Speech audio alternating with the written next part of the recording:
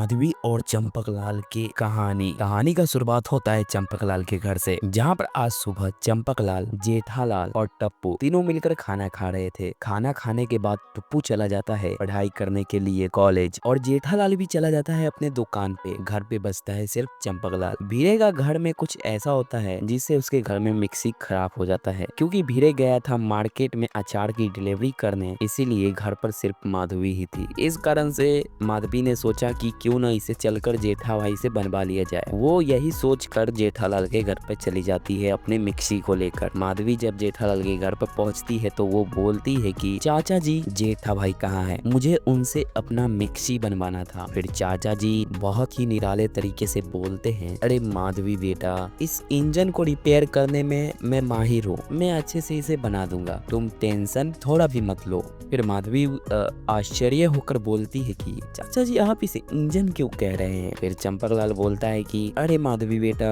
ऐसी कोई बात नहीं है, हमारे इधर इसे इंजन ही बोला जाता है, तो तुम इसे बुरा मत मानो। वैसे भी गाड़ी का इंजन होता है, ट्रक का इंजन होता है, सब चीज का इंजन होता है, आदमी का इंजन होता है। फिर चंपकलाल थोड़ा सा हिचकिचा जाता है जब वो ऐसे बोल देता है कि आदमी का इंजन होता है। फिर चंपकलाल थोड़ा सा डर जाता है और माधवी भी थोड़ा सा मुस्कुरा देती है। फिर माधवी बोलती है कि चाचा जी, मैं आपकी बात को समझ गई, आप क्या कहना चाह रहे हो, आप कहो इसे भले ही इंजन, लेकिन अब आप ये रास्ता मुझे बताओ कि मैं इस इंजन को सही करूँ तो करूँ कैसे। ये सुबह से ही खराब हो गया है, मुझे इसे बनाना नहीं आता, और अभी मैं जेठालाल भाई से बनवाने आई हूँ तो वो अभी घर पर नहीं है, तो आखिर मैं करूँ तो करूँ क्या। फिर चाचा जी बोलते हैं कि अरे माधवी बेटा, कोई भी दिक्कत लेने वाली बात नहीं है, मैं इसे रिपेयर कर देता हूँ। फिर चंपकलाल माधवी को सोफे पर बैठा देता है और खुद भी जाके सोफे पर बैठता है। फिर चंपकलाल बोलता है कि माधवी बेटा, तुम ये बताओ कि ये मिक्सी खराब हुआ तो हुआ कैसे। फिर माधवी बोलती है कि अरे ओ चाचा जी, ऐसी बात है ना, मुझे बताने में शर्म आ रही है, मैं आपको नहीं बता सकती हूँ। फिर चंपकलाल बोला, अरे माधवी बेटा, शर्म की क्या बात है, तुम बोलो ना।